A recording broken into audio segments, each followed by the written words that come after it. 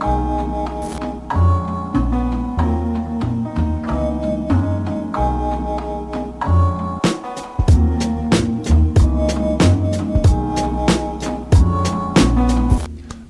name is Rupert Aspden and I am a co-founder of a startup independent production company. My first introduction to editing was probably just at home editing things like family holidays and just personal videos, I suppose. That's the first time I used the software and whatnot, yeah. My biggest achievement in editing, probably early on when I started and I entered a competition with a production company. And it was, you had to make this short comedy video. And the one I did, the comedy of it relied heavily on the way it was edited to look like a home video and sort of amateurish. And it worked and I got some recognition from the production company and I managed to make a few contacts out of it, and that going forward was quite important. So that's probably the biggest accomplishment in terms of my own personal development.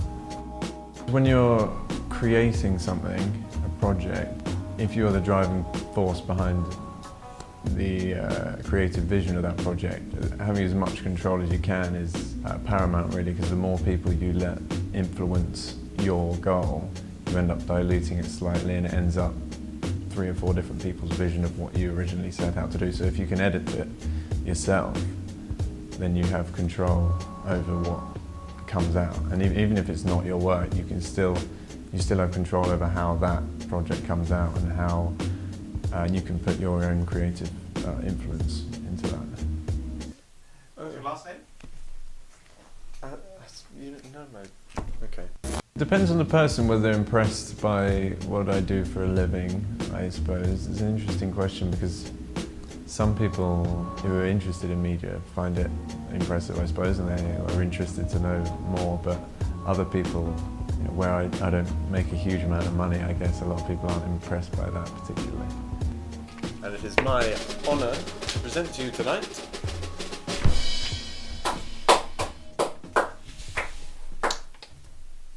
Pick up the desk.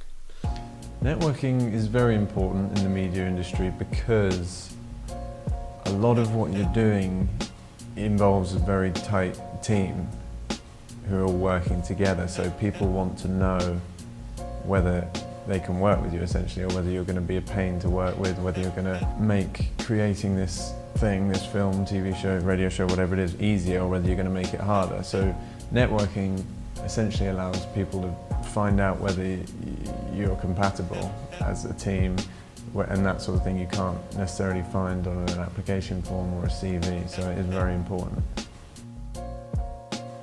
Networking starts, for me, particularly at university. All the people you're around, all the people doing your course and the courses around you are going to be the media industry of the future. So if you can make a positive impression on as many people as you can while you're here, when it comes to 2 or 3 years down the line, maybe you need something from someone, you say, hey, remember me, we did this together, I was wondering if, blah, blah, blah. So networking starts at university with your course mates, I think.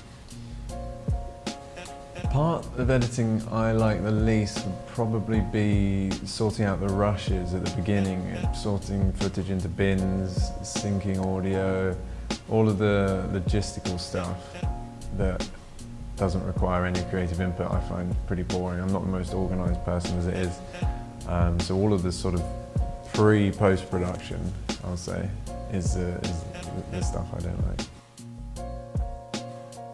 Tips for aspiring editors, I'd say the most important thing you can do is learn the software.